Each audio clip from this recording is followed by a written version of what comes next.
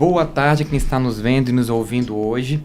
Estamos de volta então com o podcast da Cooperforte, nosso segundo episódio do ano, que vamos falar um pouquinho sobre educação financeira, tal como falamos no primeiro. Só para lembrar o pessoal, então, a gente primeiro conversou lá atrás com a Gisele e com a Fabiana sobre comportamento, né? Sobre gatilhos, percepção, autopercepção em relação a gastos, motivos que nos levam a gastar além do controle ou a dificuldade de observar as próprias finanças, né? E a gente prometeu, então, naquele episódio que voltaria para falar um pouquinho sobre ação. Falamos de comportamento, se entender, ver para onde que a gente está indo, perceber onde estão nossos problemas, nossos gatilhos, o que faz a gente gastar mais às vezes, o que faz a gente sair um pouco da racionalidade. Então, agora a ideia é, ok, entendi onde que eu estou. O que eu faço agora, né? Então, para falar sobre isso, temos dois convidados especiais aqui hoje. Júlio Lima, que é diretor executivo da Cooperforte, inclusive especialista no tema educação financeira, né, Júlio? Isso mesmo.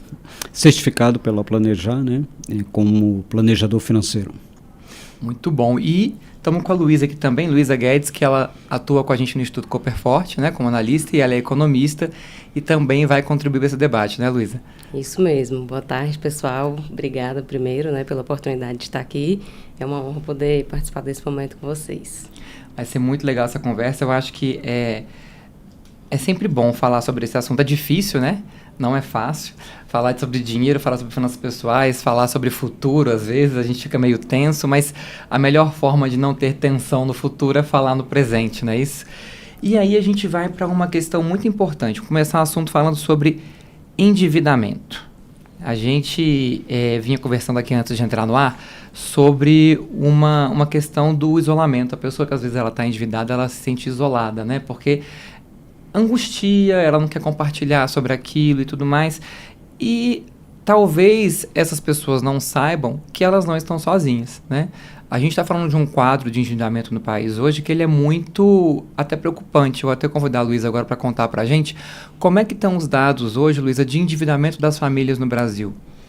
Gabriel, hoje cerca de 80% das famílias no Brasil estão endividadas e cerca de 30% delas estão inadimplentes, ou seja, elas não conseguem pagar as dívidas que elas contraíram, o que pode virar uma bola de neve lá na frente, né? Porque são cobrados juros sobre juros em cima dessa dívida. E para a gente ter uma ideia desse cenário, antes da pandemia, ali 2018, 2019, esse percentual de famílias endividadas girava em torno de 60% com relativa estabilidade. E aí, com o choque da pandemia que a gente viveu, esse percentual saltou 20 pontos percentuais, né? Hoje a gente tem 80% das famílias endividadas.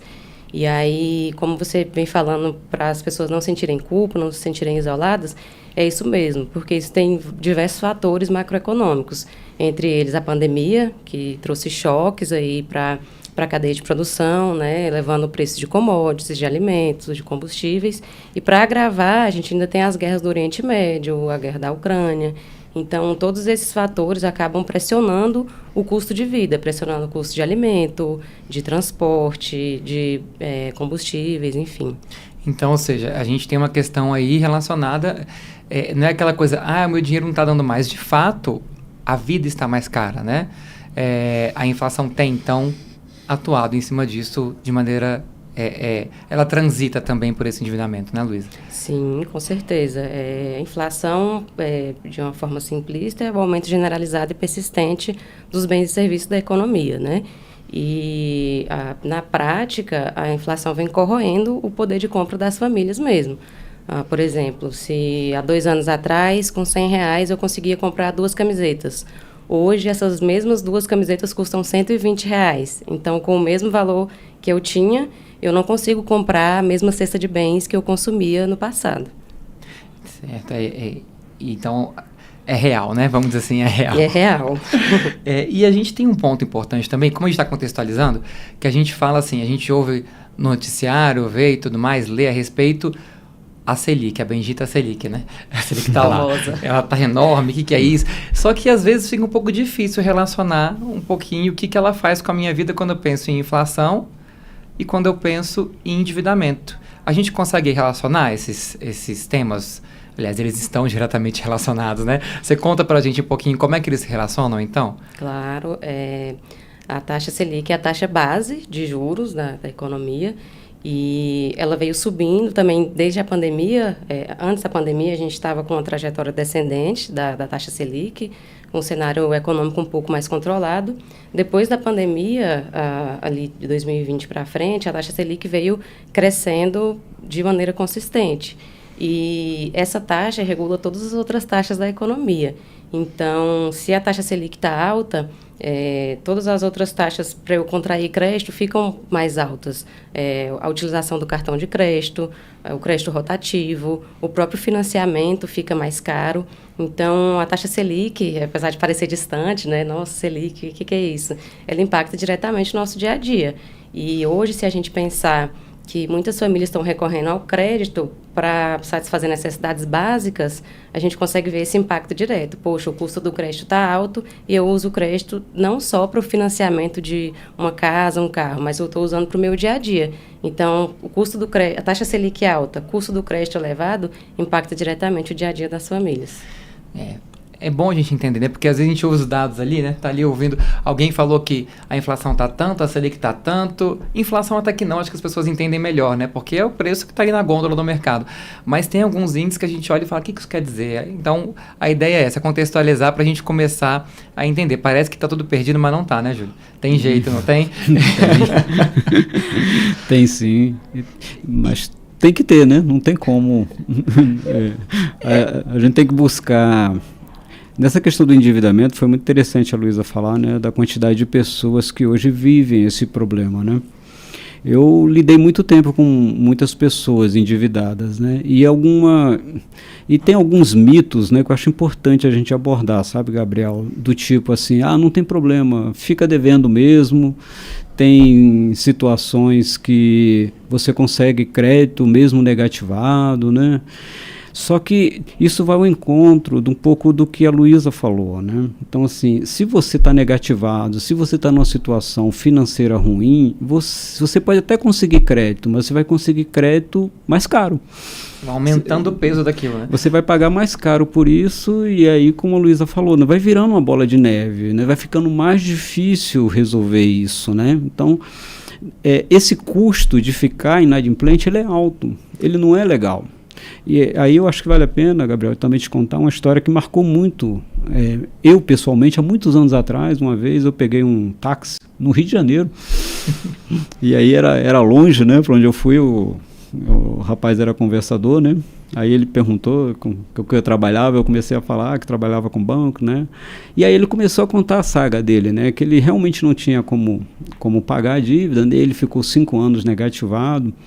E aquilo, o quanto atrapalhou a vida dele não ter acesso a crédito. Era taxista, né? Na época não tinha Uber, não tinha ele tinha mais dificuldade de ter acesso a comprar um outro veículo, né?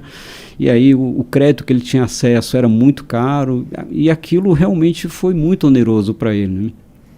E hoje, né, cada vez mais, as instituições financeiras podem te ajuizar, podem te protestar. E isso vai dificultar mais ainda a sua vida, gerar mais custos e mais dificuldade. Então, assim, eu só queria reafirmar isso para dizer assim, esse mito de dizer, não, deixa para lá, depois de um tempo limpa meu nome. É lenda, né? Assim, isso não é legal, isso não vai ser positivo para a sua vida, sabe? Sim. E dessa trajetória sua, que você teve muito contato com pessoas com situação de endividamento mais complicado e tudo mais, que você percebeu que impede mais as pessoas começarem a entender que é um problema e tem que fazer a mudança? Você consegue traçar lembrando aí as características que levam a isso, ou o comportamento que leva a isso? Por que será que as pessoas têm tanta dificuldade de encarar o problema, né? E fazer uma mudança? Porque às vezes até compreende, né, Júlio? Porque Sim. A pessoa que te fala isso, ela compreende que ela está com uma situação complicada. Exatamente, eu compreendo, Gabriel. Eu acho que o primeiro passo, né, assim, depende do universo onde ela está, né, e ela vê outras pessoas nessa situação, né, e às vezes outras falam assim, não, deixa isso para lá, isso é assim mesmo, né, então assim, não aceitar isso, sabe? Como o número hoje é muito elevado de pessoas inadimplentes e negativadas no sistema financeiro nacional, dizer assim, não, tudo bem, todo mundo está assim, não se conforme com sua situação, procure uma solução. Assim, e eu acho que a primeira dica relevante é assim, o credor ele quer resolver também. Você precisa resolver, senão aquilo vai aumentar com juros, multas, os juros de inadimplemento são maiores ainda do que o contratual quando você fez aquilo, então sua dívida vai aumentar. Você não vai ter acesso a crédito, se tiver acesso vai ser muito caro, né? Porque as instituições que correm esse risco de dar esse tipo de crédito, né, para quem está negativado ou com endividamento elevado, vão te dar um crédito muito caro. Então, assim, procure resolver. O credor quer resolver. Essa é a primeira parte. Eu acho que as pessoas não lembram disso, né? Quem emprestou quer receber. Exatamente. Então, é claro, né, que tem que ser viável, né? Tanto para o credor como para você, né? Tem que caber no seu orçamento, tem que programar, mas a primeira questão é não se acomode com isso, ou é porque é comum. E aí, respondendo objetivamente a tua primeira pergunta, assim, ó, no primeiro momento que ela inadimpliu ou ficou em atraso ali na primeira parcela de um financiamento rotativo, ou do cartão, ou da fatura, ela fica incomodada. Aí vem uma negativação, vem uma notificação, mas com o tempo ela vai deixando aquilo, sabe? Vai deixando. O ser humano se adapta bem até a contingência, né? É engraçado isso. Até o que é ruim a gente adapta bem, né? É bem assim mesmo. Então, vai deixando, mas assim, aí a dica que eu falo com muita convicção, assim, não deixe o tempo passar. Porque só vai aumentar o valor da dívida, só vai dificultar, o seu custo só vai aumentar. Então, assim, procure resolver e o quanto antes possível. E liberdade também, né? Você perde liberdade sem crédito. Quando você está com uma situação de restrição, seu CPF, você perde liberdade de um monte de coisa. Pode parecer uma oportunidade muito boa para você, que você poderia, até dependendo da situação, até de emprego, né? Tem gente que não consegue assumir uma função em algum lugar porque tem negativação no nome. A depender do negócio, não poderia nem trabalhar ali. Aí, agora vem uma questão importante. A gente tem lá, ótimo, quero fazer alguma coisa para sair dessa situação. E aí eu tenho, como você bem falou, começou um cartão de crédito, começou não sei o quê. Por onde começa? Que eu criei uma cesta ali de dívidas, no fim das contas, que é o que a gente mais vê, né? Como é que começa? Como é que eu seleciono por onde eu vou começar? O que será que eu tenho que fazer para poder respirar e entender que eu tenho? Eu tenho essas dívidas aqui, tá? E o que eu faço agora? O clássico é você olhar primeiro para as dívidas de maior custo, né? Ou seja, aquelas que têm maior juros, né? Primeiro, né? Que é onde você está, onde tem o potencial de aumentar mais a dívida e comprometer mais a sua renda, né? Primeiro, essas, né? Se tiver algum patrimônio, desfaz e paga a dívida, é a melhor forma. Se tiver em atraso, não é o melhor caminho. Se não tiver patrimônio, alongar isso aí com o credor, né? Buscar o credor, alongar isso o quanto antes, no maior prazo que puder, né? No menor taxa que puder. Claro, né? Pode pedir desconto, deve pedir descontos, né? Naquela negociação, né? Buscar e acertar seu orçamento, né? Para que aquilo caiba no seu orçamento de fato e não seja uma coisa ali, vou só fazer isso para limpar o nome e daqui a pouco você está de novo atrasado. Isso não é uma solução, isso é só empurrar o problema ali para curto prazo, né, e depois vai voltar de novo à mesma situação anterior, né? Então não resolve. Então procure acertar seu orçamento, onde aquilo caiba no seu orçamento, e procure resolver em definitivo, né, com o credor, começando pelas dívidas de maior valor, de maior encargo, né? Às vezes a gente fala assim, o que é maior encargo? Né? Maior encargo é onde tem maior taxa de juros mesmo. Normalmente, de regra vai ser o nosso coleguinha cartão de crédito. Normalmente, né? Vai ser o cartão de crédito, o cheque especial se tiver, né? E depois os créditos pessoais da vida, aí, né? Os financiamentos aí, e os parcelamentos, né? E às vezes patrimônio, quando a gente fala, de repente, às vezes eu tenho um carro ali, alguma coisa que eu poderia, para poder aliviar aquele problema, me desfazer dele, usar aquele recurso para conseguir zerar naquele momento. É aquela coisa, qualquer mudança ela exige uma contingência, né? Exatamente. Você, para conseguir dar um passo, às vezes tem que dar um passinho atrás, mas ganhando liberdade para dar passos maiores para frente, né? E tem a coisa do hábito, né? Tem a coisa do hábito. Quando a gente olha para controle financeiro, você consegue elencar alguns hábitos que você acha que são essenciais e que qualquer pessoa consegue fazer? Eu acho que primeiro, a gente até conversou um pouco sobre isso, né? Assim, ó, parece simples, né? Assim, eu vou pegar e vou fazer meu orçamento financeiro aqui. Quanto que eu gasto em cada coisa, né? Desde a minha conta de água, conta de energia, condomínio, aluguel ou moradia, né? O que tiver aqui, vou elencar minhas despesas, vou ver quanto que eu ganho. Vamos ver se eu tá sobrando dinheiro ou não, né? Estou superavitário ou não, mas precisa organizar isso. Esse é o básico mesmo, mas todo mundo fala assim, tá bom, todo mundo sabe que tem que fazer, igual emagrecer, né?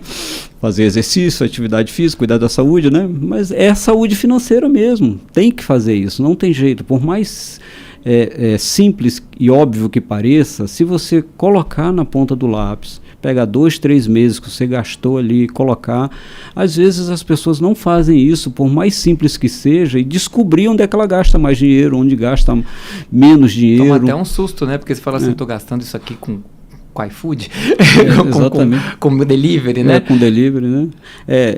Isso... E ali tem que ter um momento de refletir e discutir com a família também, sabe? Não pode fazer sozinho, tem que fazer com a família, às vezes com o marido, com o esposo, né? Com a esposa e com filhos, né? E aí dependendo, porque tem que explicar isso para a família, né? Isso tem que ser um planejamento da família. Muda a conjuntura da família, né? Você vai mudar a forma que vive. Logo, todo mundo é impactado. No momento zero, normalmente isso é algo sofrido, né? Normalmente é difícil de fazer, é conversa difícil, não é fácil de fazer, eu reconheço isso, mas os ganhos que a pessoa obtém no médio e longo prazo são fantásticos para a família, para a segurança da família, para o futuro da família, né? Então, assim, o primeiro passo é esse mesmo, né? Você tem que prever aquilo que você gasta, aquilo que você ganha, e tem que caber o que você gasta dentro do que você ganha, tem que ter uma folga para que você, ao longo do tempo, consiga fazer uma reserva e aí depois pensar no futuro também, começar a guardar um pouco para o futuro. Vamos chegar lá já. Mas isso tem que... Agora não precisa, sabe, que eu acho que talvez seja a grande agonia, Gabriel, as pessoas quererem fazer tudo de uma vez. E às vezes não dá, sabe? Então, às vezes você precisa dar um passo de cada vez mesmo. Olha, agora eu estou endividado, então vamos primeiro acertar as dívidas aqui para eu conseguir me equilibrar e começar a respirar, né? Tirar, né? Ainda não vou pensar em reserva de emergência, não vou pensar em futuro, em reserva para aposentadoria, né? Ou para ter um objetivo futuro, né? De comprar um carro, uma casa, né? Comprar ou algum outro bem que deseja, né? Então, assim, tem momentos na vida, não está endividado, vamos acertar primeiro a questão da dívida para que ela não volte a acontecer, né? Passei dessa fase, já me acertei, vou para uma segunda fase, tenho que organizar meu orçamento para que comece a sobrar alguma coisa ali, para que eu comece a ter uma reserva, porque eu nunca sei o futuro, amanhã, o dia seguinte, né? Aparece uma necessidade na família, uma doença, que são as principais causas de inadimplência, né? Eu acho que são parentes aqui, a maior parte das pessoas no Brasil, em diversas pesquisas que a gente vê, elas não devem porque querem. Normalmente aconteceu algum evento. Claro que muitas vezes vem a questão psicológica, que foi conversado muito aqui no passado, né, de uma necessidade de consumo, né, e acaba se endividando muito mais do que o que pode, né? Mas a maioria das pessoas é uma situação de doença na família, uma perda de emprego, aquilo causa um desequilíbrio, né? Ou naquela pessoa, na família, né? E aí acaba gerando uma situação de inadimplência. A grande maioria das pessoas não está inadimplente porque quer, né? Uhum. É uma contingência. Que não, né? Espera-se que não, né? Porque senão tem muita gente, né, Luísa? Eu achei interessante que o Júlio falou da atividade física, né? Eu acho que saúde financeira, a gente pode fazer um comparativo com a nossa saúde física mesmo. Se você não faz uma atividade física, é muito difícil realmente você começar, né? Você não tem o hábito, você vai ter que acordar mais cedo, muitas vezes, ou tirar um tempo do seu lazer, que você tem com sua família, com seus filhos, vai ter que comprar um tênis, uma roupa adequada, então requer um investimento de tempo e até de dinheiro mesmo, inicialmente. Depois que você começa, você ainda tem dores musculares, dói a perna, dói o braço, é chato, é difícil. Mas a médio e longo prazo tem muitos benefícios, Quando né? você vê o resultado, você fica feliz, né? O shape vem de brinde, né? Mas você evita hipertensão, diabetes, obesidade, demência, tudo isso a gente já sabe. Então, é um esforço inicial, realmente, é difícil você conversar com sua família, é difícil você olhar para as dívidas, é difícil você se reorganizar, mas isso tem inúmeros benefícios lá na frente, né? Vocês dois falaram de uma coisa importante, família, né? Tem um ponto importante aqui que o Júlio falou agora há pouco, da questão de tem que ter uma conversa até com os filhos e tudo mais. Será, gente, vou jogar para os dois a pergunta, que a visão que eu tenho é essa, eu quero que vocês confirmem ou não se de fato isso faz sentido. Quando todo mundo está entendendo a sua parcela de participação no orçamento de uma família e que as pessoas são imbuídas daquela missão de precisamos gastar menos para chegar em tal lugar, né? E aí a gente pode até trazer um exemplo da Gisele. Se a gente economizar aqui agora todo mundo, cada um faz a sua parte, eu consigo viajar para um lugar ali na frente que eu consigo guardar o dinheiro. Vocês acham que isso de fato traz transformação para a educação financeira dentro de casa? É fácil, assim, fácil não. É possível envolver todo mundo e gerar compromisso em todo mundo? Vocês conseguiram ver isso na trajetória de vocês?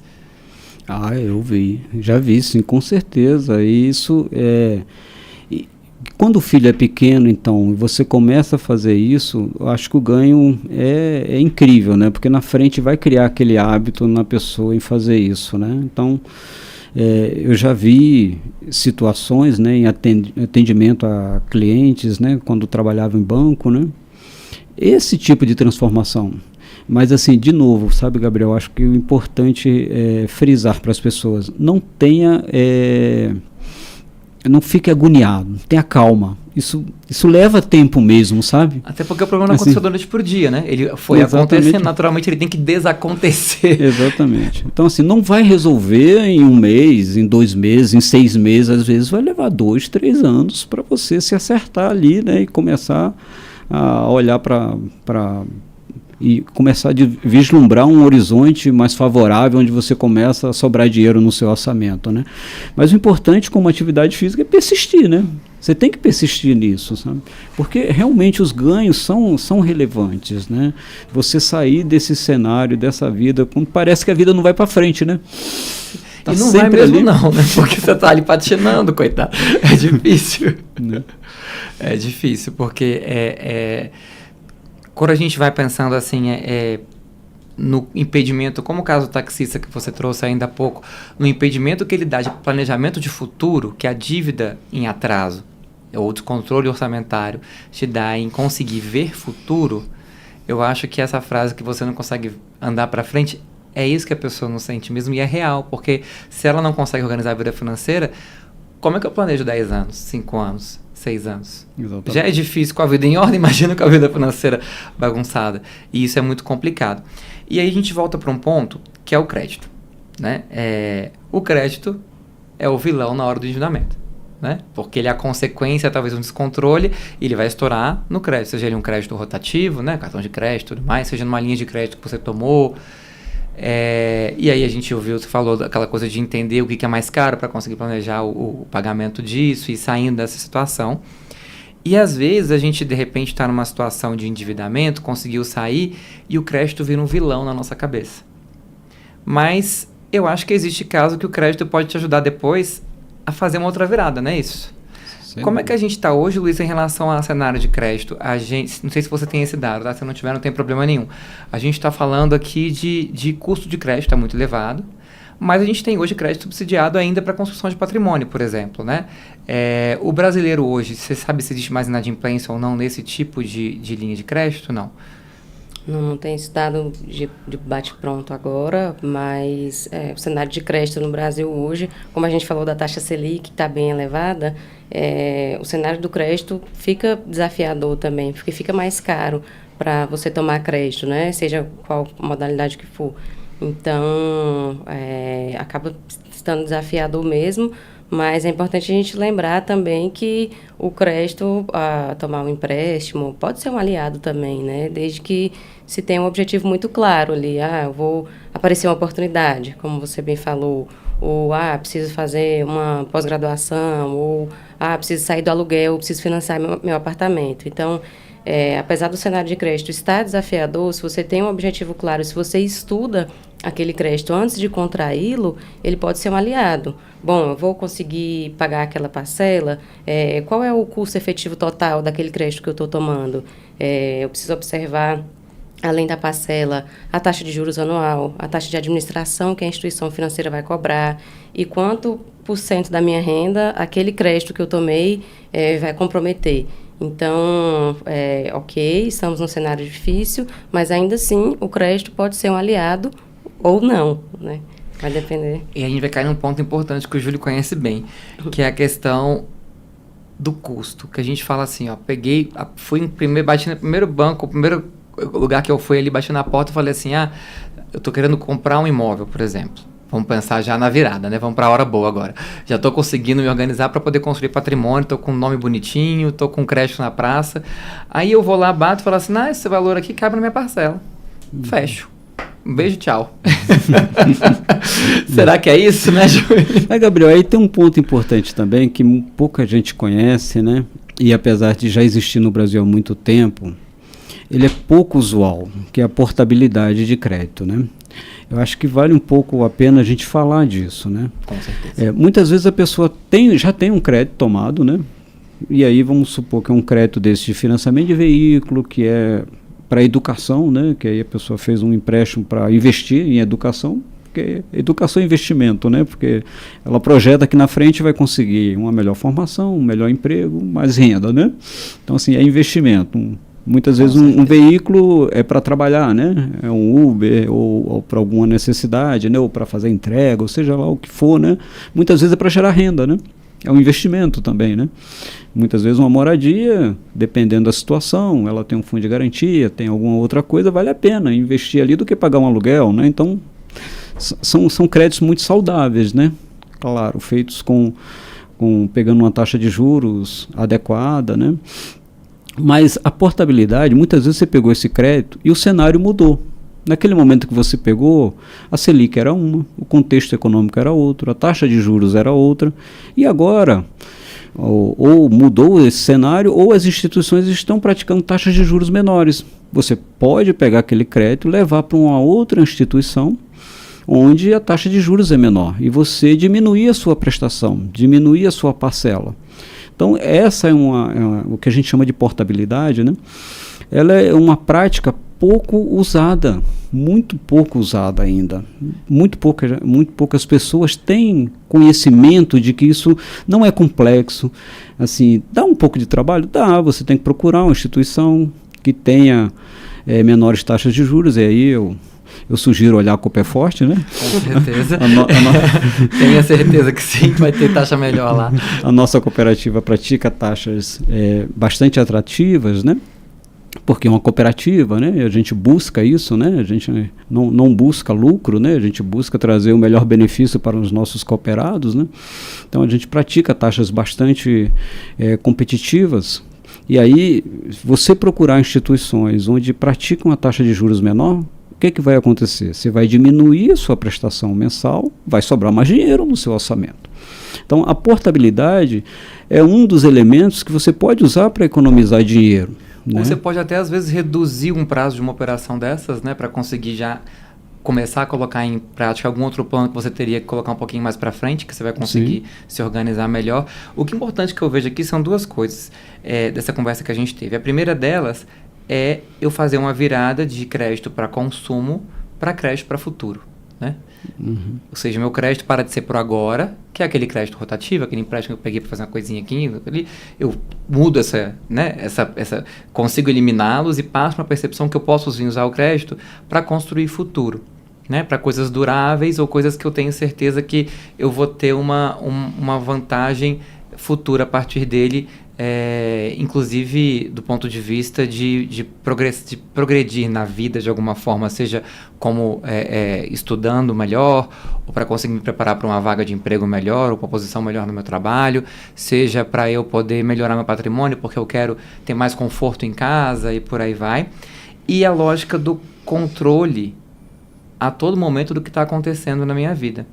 ok, tá tudo bem agora, tá tudo ótimo, tô conseguindo pagar tudo direitinho, consigo até guardar um dinheiro, mas se eu ficar revisitando de tempos em tempos o que eu tenho ali contratado, eu posso ver que eu posso reduzir um pouco ainda mais meu custo orçamentário e posso colocar mais algum dinheiro em outra coisa porque eu fiz uma portabilidade, reduzir o meu custo, reduzir o meu prazo às vezes, consigo tirar outras coisas do papel e começo a ter um comportamento muito mais, vamos dizer assim, de protagonismo na minha vida financeira, que eu acho que é importante, né? Exatamente. É você falar o seguinte, eu não deixo mais que o credor dite a minha situação financeira. Eu vou dizer a minha situação financeira e me utilizar do credor para conseguir chegar no meu objetivo. Exatamente. Liberdade, né? E o momento, e aí você passa para um momento, né, onde você começa a olhar para o seu orçamento e começa a pensar no futuro, né? Aí você fala assim, não, agora já organizei minha vida, estou tomando crédito de uma forma que vai ou aumentar a minha segurança, né, familiar, minha e da minha família, né, ou vou me dar mais conforto, ou vou investir em educação minha ou dos meus filhos, né, para que tenham mais acesso futuros a melhores empregos, a melhores situações, né. E aí, esse momento... você começa a olhar para outras necessidades, né? Porque você já atendeu as necessidades básicas, né? Você controlou seu orçamento, você consegue tomar um crédito consciente, né? De acordo com a necessidade que você tem. Não é aquele crédito para parcelar a compra do mês, né? Então você tem que sair desse tipo de armadilha, né? Então você já saiu, estamos nesse momento, né? Então, nesse momento de vida, aí você tem que olhar também para o seu momento de vida, né? Você está no início da sua trajetória profissional, você já está na maturidade da sua trajetória profissional, já está no fim de carreira, né? Em que momento você está na sua vida profissional, né? E aí as possibilidades são inúmeras para a gente conversar aqui. Com certeza.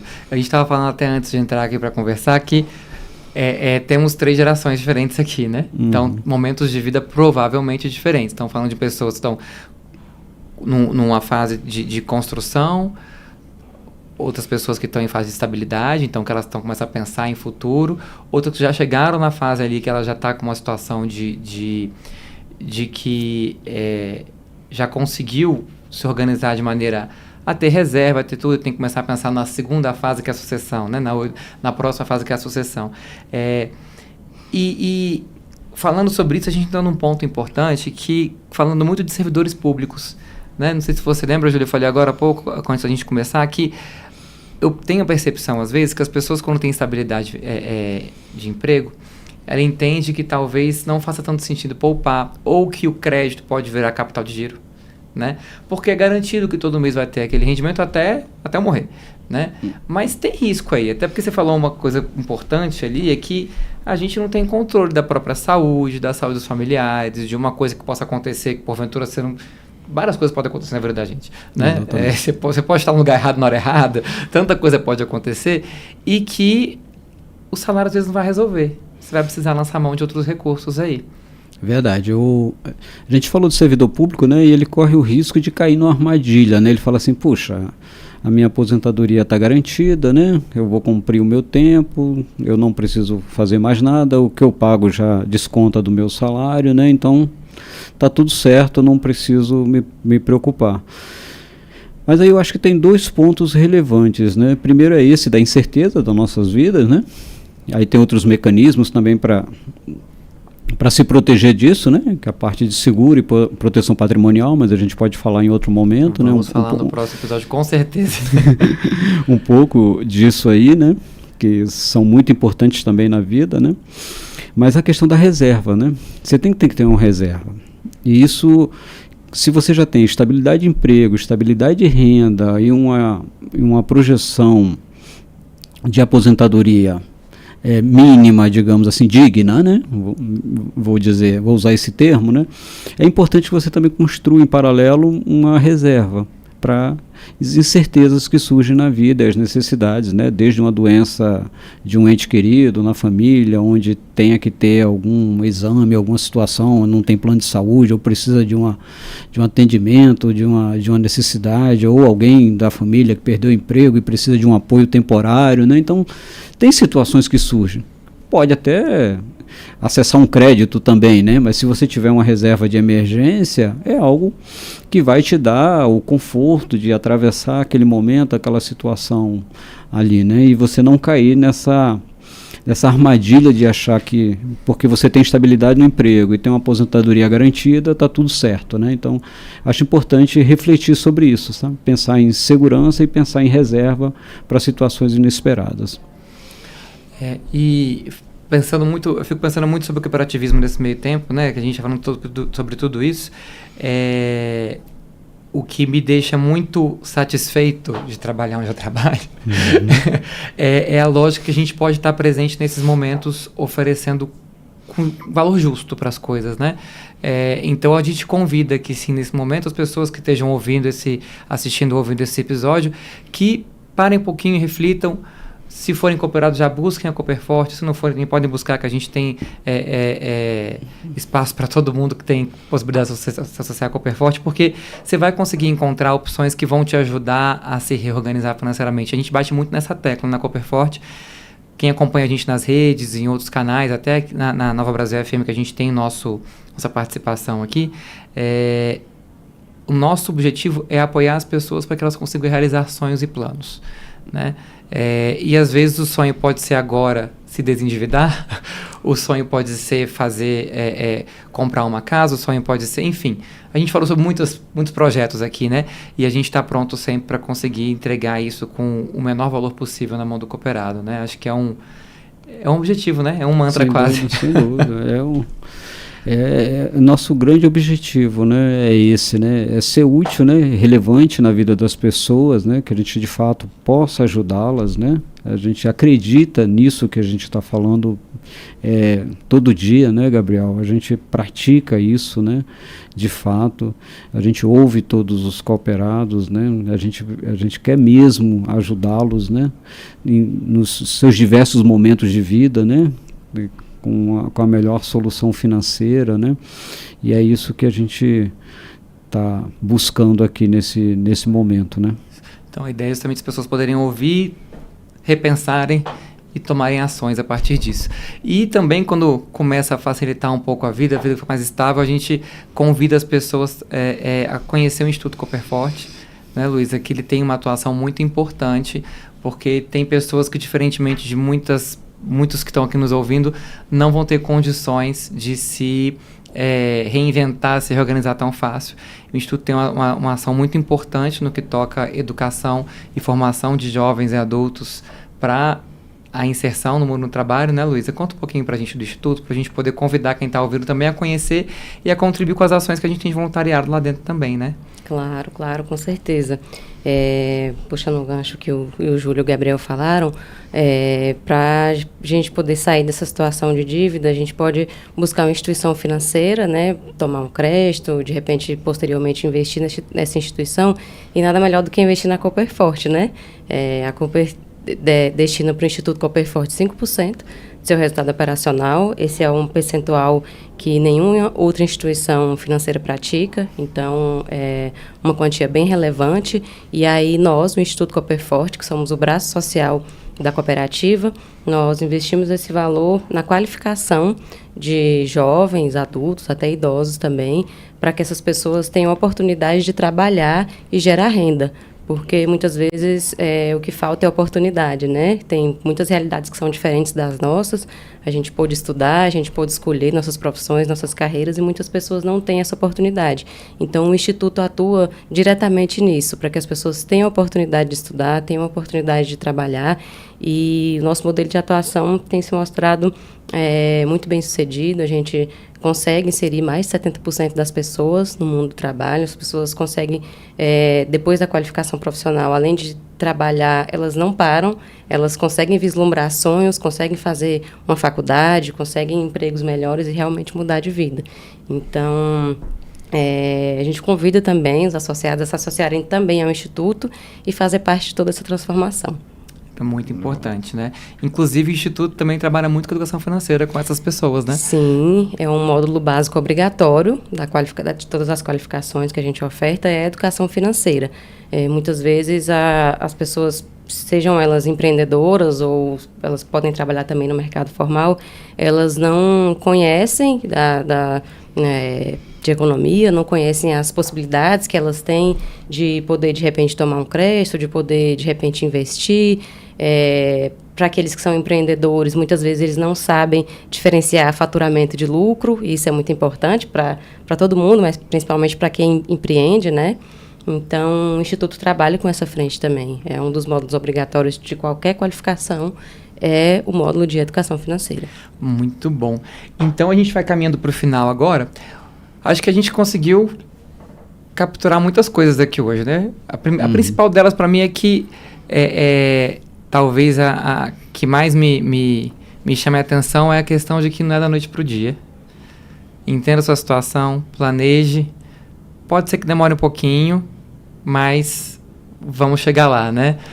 E com o apoio certo, na hora certa, a gente consegue chegar onde a gente quer e encarar o problema de frente é o primeiro passo para isso. Eu vou abrir para vocês, então, se quiserem deixar alguma mensagem de encerramento aí para quem está acompanhando a gente. Primeiro, vamos Júlio primeiro, depois a Luísa. Tá bom. Eu acho que a principal mensagem é essa mesmo, viu, Gabriel? E eu acho que é importante reforçar, né? Tenha paciência, persista, né? Que eu acho que é possível adquirir educação financeira pessoal e para a família, e os benefícios a médio e longo prazo são muito importantes, são muito relevantes para a família. E muitas vezes são problemas sérios, né? Que geram problemas familiares, né? Já se abordou muito esse tema em outros momentos aqui, mas pode gerar distorções na família, né? Brigas, separações e por aí vai, né? Então, os ganhos são muito relevantes, não é do dia para a noite, mas persista, e diria, para finalizar, que a Cooper Forte está aqui para apoiar e ajudar nossos cooperados ou aqueles que quiserem vir para a Cooper Forte, onde nós possamos ajudá-los também. Muito bom. Luísa. Acho que um dos primeiros passos, né, entender a sua situação e entender também que não é uma situação pontual, que o endividamento não decorre apenas de decisões de consumo. Isso é consequência também de um cenário macroeconômico muito complicado, muito complexo que a gente está vivendo. Então, não precisa ter vergonha, não precisa ter culpa. Pode sim buscar ajuda, de preferência com a Cooper Forte, né, com a gente. E transformar a culpa em consciência, conhecer seu orçamento, conhecer seus gastos, suas limitações, suas possibilidades. Isso tudo vai abrir um caminho para conforto, para melhores relacionamentos, para realização de sonhos e felicidade, né? Realização. Prosperidade também, né? Prosperidade, acho que é uma palavra que a gente tem, é muito importante na vida do ser humano, né? Prosperar é muito importante. Gente, muito obrigado pela presença de vocês, foi muito legal o papo. Então, temos já a pauta para a próxima, né, Júlio? Vamos falar de seguros, vamos falar de proteção patrimonial, né? Que é importante. Então, continue acompanhando a gente e foi muito bom estar com vocês. Um abraço e até a próxima. Legal. Obrigada.